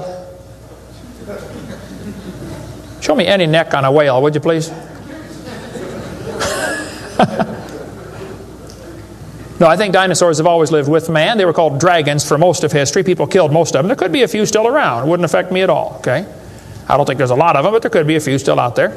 They changed the name in 1841 to dinosaur. That's all that happened. And man exterminated most of them. They're mentioned in the Bible. We cover all that video number 3. They're going to tell the kids, we've got evidence for evolution. It works by natural selection. Well, yeah, natural selection works. But see, evolution is based on 2 faulty assumptions. Number 1, they say mutations make something new. That's never been observed. And natural selection makes it survive. That's never been observed. That sounds good theoretically, but it's never been observed. Mutations happen, there's no question. Okay, thousands and thousands of mutations happen. But even guys like Pierre Gross will say, no matter how numerous they may be, mutations do not produce any kind of evolution. They're only scrambling existing information. They're not adding anything new. Here's a 5-legged bull. That's a mutant. There's no new information added. Doesn't the bull already have the gene code to make a leg? You just built one in the wrong place, that's all. This is not new information. This is scrambled information. That's not new. Here's a short-legged sheep. He's the first one the wolf is going to catch. Go, boys, go. Here comes the wolf. Herman didn't make it. Here's a 2-headed turtle. That's a mutant. Not ninja, but he's mutant. He's going to freeze first winter. Nobody makes a turtleneck sweater. I've never seen one. I've been looking. See, a mutation is scrambling information that already exists. It's like you can take the letters from the word Christmas and get all sorts of different words, scrambling them up. But you never get Xerox, zebra, or queen. The letters aren't available. And a mutation does not give you new information. It scrambles existing information. This textbook shows the kids a 4-wing fly. Look what it says now, kids. You've got to be careful or you'll be tricked on this one. Normal fruit flies have 2 wings. This mutant has 4. This rare mutation, like most mutations, is harmful. Look what it says. Beneficial mutations are the raw material for natural selection. Oh, why didn't they show us one? Why did they show us an example of a bad mutation and tell us that good ones is how it works? Show me a good one. You know why nobody's ever shown a good mutation? Because nobody's ever seen a good mutation. One professor I was debating said, I know a good mutation. He said, people in Africa that get sickle cell anemia cannot get malaria. Wow, that's like saying if you cut off your legs, you can't get athlete's foot. Yeah, you're probably right, but that's not a beneficial mutation. They tell them evolution and natural selection go together. He says, this textbook says natural selection causes evolution. That's stupid, okay? Natural selection doesn't cause any evolution. Natural selection is a conservative process that keeps the species strong. That's all it does. That's all it can do. It has no creative properties. Natural selection, nature can only select what there is to select from. If I said, I'm going to go around the world, I'm going to try to raise a race of people that are over 12 feet tall. So everybody under 12 feet tall, we're going to kill them. Year after year, we kill everybody under 12 feet tall. Well, there's nobody to select from, is there? Natural selection can only select what there is to select from. It's a conservative process. If you worked in a factory that produced cars and your job was to check for defects, you know, kick the tires, slam the doors, etc., drive it around, and you caught every single mistake and you rejected it, how long would it take that process to change the car to an airplane? You say it'll never change it. That's my point. Natural selection is like a quality control. It makes sure the bad ones don't survive, but it's not going to change it to something else. Survival of the fittest does not explain arrival of the fittest. And by the way, survival of the fittest is what is called a tautology. Kids, there's a big word. You can learn this. You can use this one on your brother. A tautology is a sentence that means nothing. You can say, oh, you're speaking in tautologies. I'll show you how it works. You say, Professor, why did it survive? I say, oh, because it's the fittest. You know, survival of the fittest. Oh, how do you know it's the fittest? Because it survived. I see. Is that the way it works? That's exactly the way it works. That's stupid, folks, okay? Actually, it's not survival of the fittest. If a whale goes through a school of fish and eats 80% of them, it's survival of the luckiest. I mean, if a snake crawls into a bird's nest and eats 3 out of 4 eggs, does the snake select the weakest of the birds to eat? There's still an egg, man. He's going to eat them all. Okay? Then they do the thing with the fruit flies for the kids. They'll say, boys and girls, we raised flies in the laboratory, and we nuked them and microwaved them and x-rayed them, and we got these flies to have mutated babies. We got flies with curled wings. They fly around, bzz, bzz, bzz, bzz, couldn't go anywhere. They got flies with no wings. What do you call that? A crawl. You can't fly. They raised all these mutated flies in the laboratory and said, you know what, folks? Every fly we got was worse off than Grandpa Fly. Yeah, so? So they tell the kids, you see, this proves that flies have evolved as far as they can go. No, this proves you're messing up with perfectly good flies, okay? God made them right and you're messing them up. Now leave them alone, all right? This guy says, we've got proof for evolution because flies in the north have wings 4% larger than flies in the south. That's proof we all came from a rock. That's stupid, I'm sorry. Then they tell the kids, boys and girls, today you're going to learn to think critically. Watch this sentence here carefully. Some kids doing this for homework tonight. Boys and girls, do you think humans are still evolving? Now what kind of question is that? That's one of those questions like, have you stopped beating your wife yet? Well, if I say yes, I'm admitting I did. If I say no, I'm still doing it. Wow. All right. Go back and look at the original question. Do you think humans are still evolving? Doesn't that question assume that evolution has happened? What if a kid doesn't believe in evolution? How's he supposed to do his homework tonight?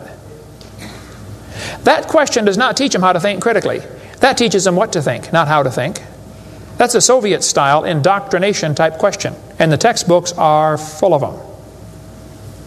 They're not learning how to think. And when the kid gets done with this course, he's going to think he knows how to think. But he doesn't. He knows how to be told what to think.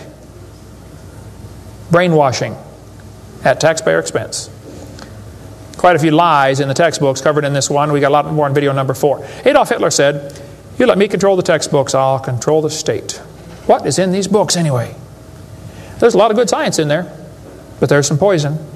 Professor Wilson at Harvard University said, "As were many persons from Alabama, I was a born-again Christian. When I was 15, I entered the Southern Baptist Church with great fervor and interest in the fundamentalist religion. I left at 17 when I got to the University of Alabama and heard about evolution theory. 1 year of college destroyed his faith." Philip Wentworth said, "When I went to Harvard in the fall of 24, I was not only a Christian, I was a candidate for the ministry. Then for 4 years I underwent a process of mental readjustment which shook my little world to its foundations. Through it all, one thing was clear to me. If I could reconcile religion with intelligence, I knew that I could go on into my chosen career fortified by the experience. If I could not, every consideration of honor would compel me to make other plans. In the end, I gave up the ministry." Scott wrote me a letter and said, "Dr. Hovind, until I went to college, my faith in God was sound. My college history class helped destroy that faith.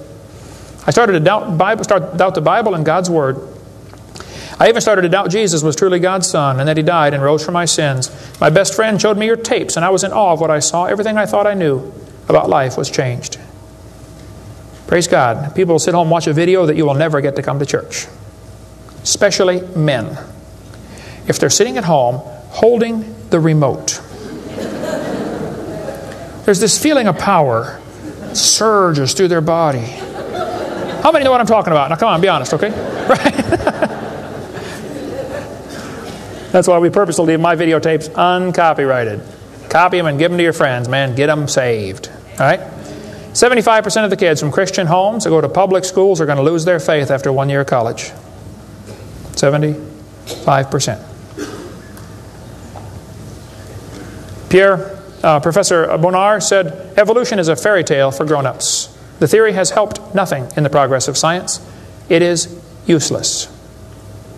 Malcolm Muggeridge said, "I am convinced the theory of evolution, especially the extent to which it's been applied, will be one of the great jokes in the history books of the future." It's a joke. And it would be a joke if it weren't for the tragic results. How many kids are taught this thing every day and believe it, and it destroys their faith? Adolf Hitler was a strong believer in evolution. He thought the Jews were an inferior species and needed to be eliminated for the good of humanity. Joseph Stalin was an evolutionist. Trotsky was an evolutionist. Pol Pot from Cambodia was a strong believer in evolution. We covered lots more on that in video number 5. Scientists who go about teaching that evolution is a fact of life are great con men. The story they are telling may be the greatest hoax ever. In explaining evolution, we do not have one iota of fact. Evolution is a shell game. You ever seen those shell games where they put the pea down there and they put the 3 shells on it and the guy tries to get you confused, you know, he messes them around? Evolution is like a shell game. If you ask the biologist, where's the best evidence for evolution? He'll say, oh, it's in geology. I debated Dr. Pigliucci. It's debate number 12, I think, of my series out there, of the red series of tapes. Those are debates. I said, Dr. Pigliucci, you have gotten $650,000 in grant money to study evolution of plants. You've been teaching a course on the evolution of plants for 30 years. What is the best evidence of evolution you're aware of? And he said, the evolution of whales. You're a botanist telling me the evolution of whales is your best evidence? It's always this way, folks. The geologist thinks the anthropologist has the evidence. The anthropologist says, oh no, we don't have it. The biologist has it. It's a shell game. The only problem is there's no pea under any of them. Nobody has the evidence. It's a joke. Sir Arthur Keith was selected to write the foreword to Darwin's book when it was republished in 1959 because he was a strong believer in evolution. Arthur Keith said, "Evolution is unproved and unprovable. We believe it because the only alternative is special creation. And that is unthinkable." I mean, you're not even allowed to think that maybe there's a creator? The only alternative. He's right, by the way. The Russian atheist astronomer came to America and spoke at one of the universities, and he started off his speech, he said, "Folks, either there is a God or there isn't." I thought, boy, this guy's brilliant. He nailed that point right on the head. I got to give him credit for that one. And then he said, "Both possibilities are frightening." I thought, wow, that's a good statement. You see, if there is a God, we better find out who He is and find out what He wants and do what He says. If there is no God, we're in trouble. We're hurtling through space around the sun right now at 66,000 miles an hour, and nobody's in charge. That's a scary thought. It's real simple. The Bible says, in the beginning, God created the heaven and the earth. The Christian view of history is very simple. God made the world in 6 days just like He said He did. And that explains all the symbiosis relationships. How can certain animals and certain plants require each other? Which one evolved first? There are zillions of symbiosis relationships that can't be explained by evolution. The pre-flood world was very different. The people lived to be 900 years old. We cover that on video number 2, why they lived to be 900. You can check out my website and see them right there, drdino.com. During this time when people lived to be 900, reptiles grew to be huge. See, reptiles, even today, never stop growing. Reptiles grow all their life. So if a reptile lives to be 900 years old, he's going to get real big.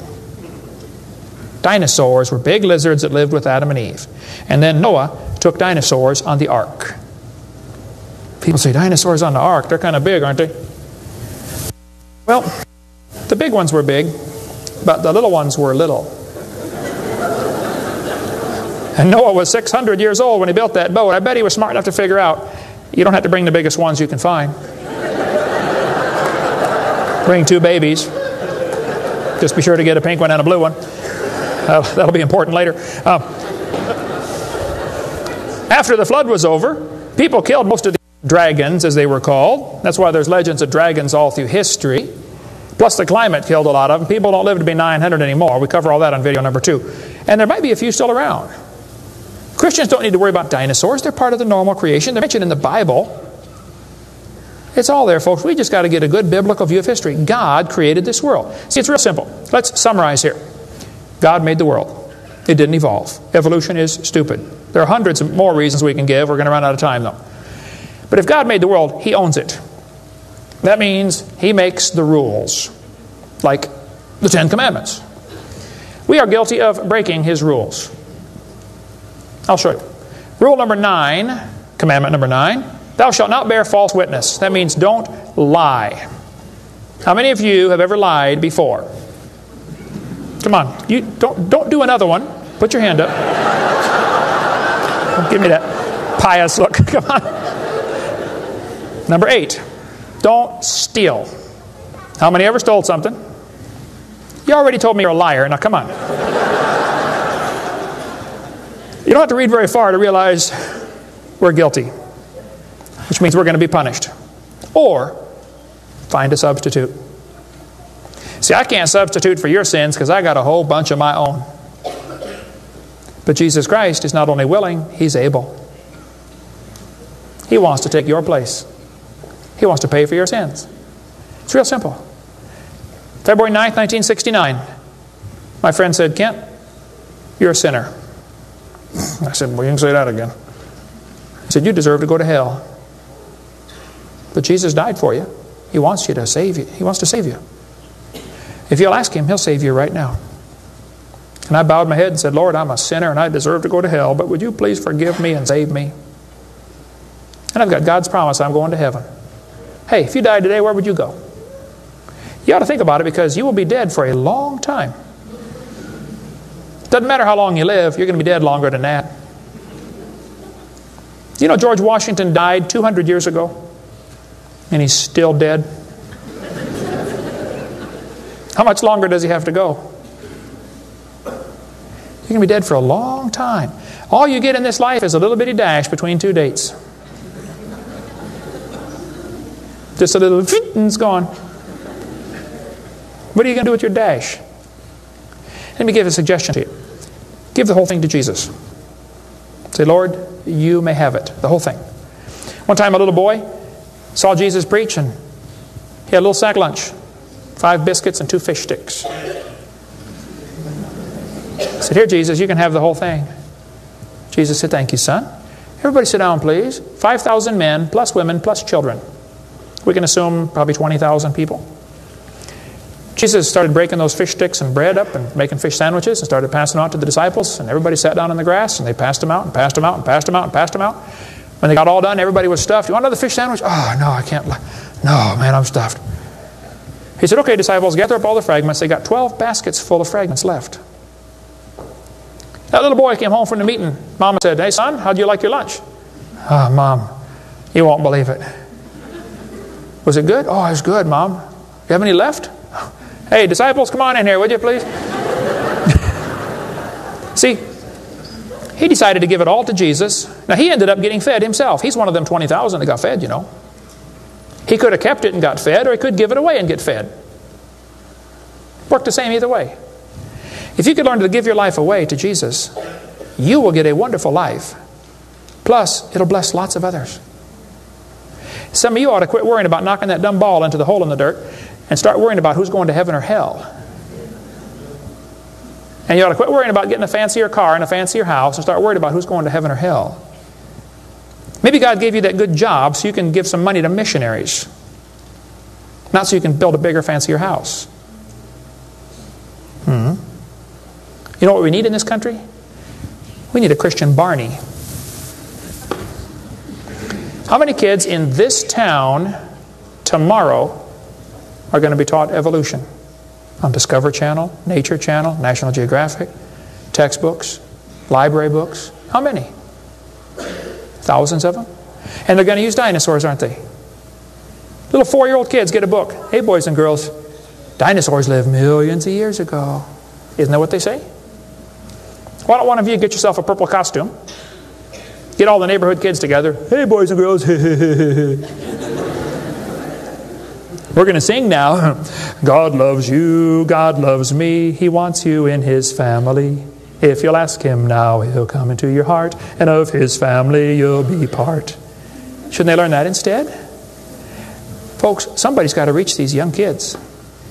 You ought to get some videos or something. My material's not copyrighted. You can use mine any way you want. Hey, what on earth are you doing, for heaven's sake? What are you doing for the Lord? I saw this tombstone the other day at a cemetery. Wayne Strickland, atheist. Hasn't died yet. He said, I'm a busy man, don't have time for this. I'm sorry, Wayne. You're going to have lots of time here coming up soon.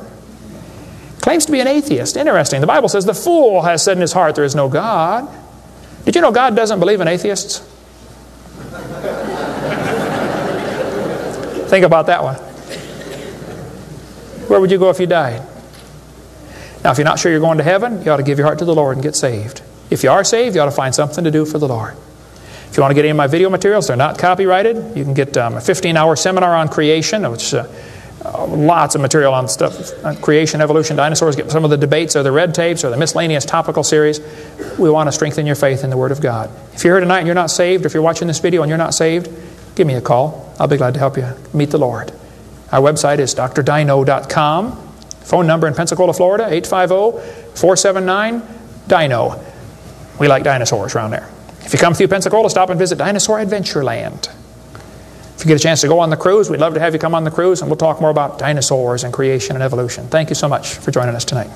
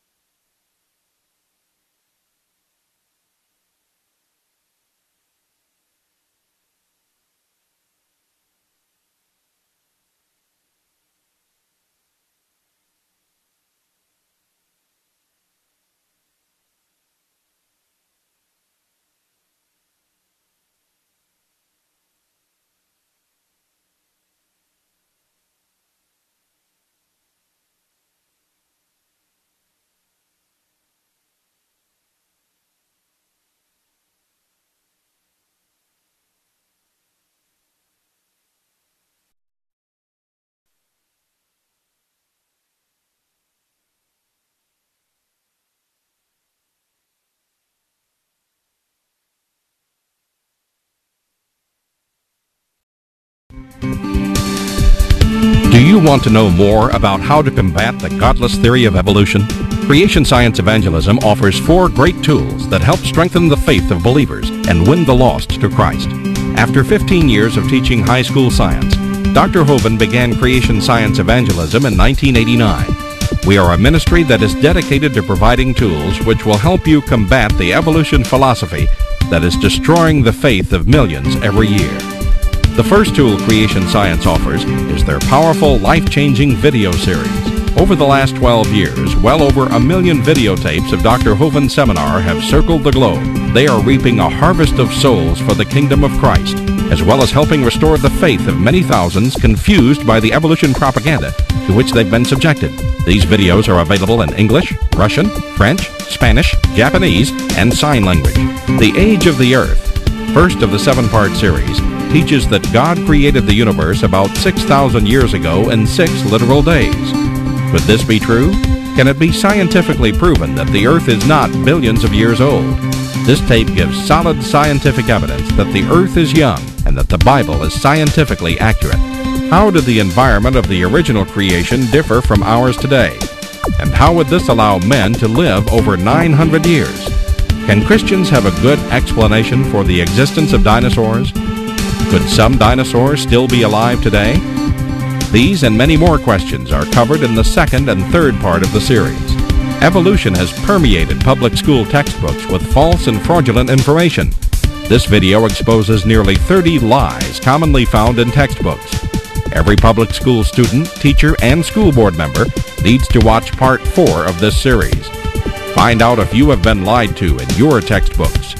Discover the terrible difference evolutionary beliefs have made in the past as well as in recent history in our video number 5. Dictators throughout time have used their evolution-based philosophies to rationalize their brutal actions. Learn how evolution propaganda is being used today to prepare people for the New World Order. This is just a taste of all the information the 17-hour seminar series has to offer. Also available are college courses that expand on the seminars in great detail. For those who can handle a more confrontational atmosphere, our debate series is just for you. I said, now, Mr. Patterson, if you think the tailbone is vestigial, I, Kent Hovind, will pay to have yours removed. Dr. Hovind has debated a wide range of atheists and evolutionists all over the country, and you're sure to find these 12 debates very exciting. These would be perfect to present to that scientifically minded person who likes to argue their point. Our topical series includes exciting topics like why evolution is stupid, public school presentation, children's video about dinosaurs, the Bible and health, Leviathan, the fire-breathing dragon, and many more. Creation Science also offers a variety of visuals like the longevity chart, which presents the entire lineage of Adam to Joseph as given in Genesis. It's exciting to see exactly how many generations were alive at the same time. Hundreds of books on a variety of subjects, videos on incredible creatures that defy evolution, t-shirts, fossils, and more. Make Creation Science Evangelism the one-stop shopping center for your creation material needs. Our 2 websites, www.drdino.com and www.dinosauradventureland.com, provide our second tool for evangelism. drdino.com is packed with lots of information, from charts and graphs to articles and frequently asked questions. This is also where you will find more information on all of the products CSE has to offer. DinosaurAdventureland.com is great for the kids. They can play lots of fun games and see unusual rides and activities located at Dinosaur Adventureland in Pensacola, Florida. Thousands visit our sites regularly to gain insight into God's creation. The third tool available to you is the live seminars conducted by Dr. Hovind and his son Eric. Since 1989, Dr. Hovind has held seminars and debates in hundreds of churches, schools, and universities in 49 states and 30 foreign countries. His fast-paced, illustrated seminars cover diverse topics, such as evidence for a young Earth, how long Adam lived, dinosaurs living with man, where races came from, radiometric dating, and much more. Our fourth tool is the new, exciting Dinosaur Adventureland. Many thousands have come from all across America to visit our museum, creation bookstore, science center, and theme park, where God gets the glory for science. Our unusual swings, rides, and activities each have a science lesson as well as a spiritual lesson, and captivate everyone from age 4 to 94.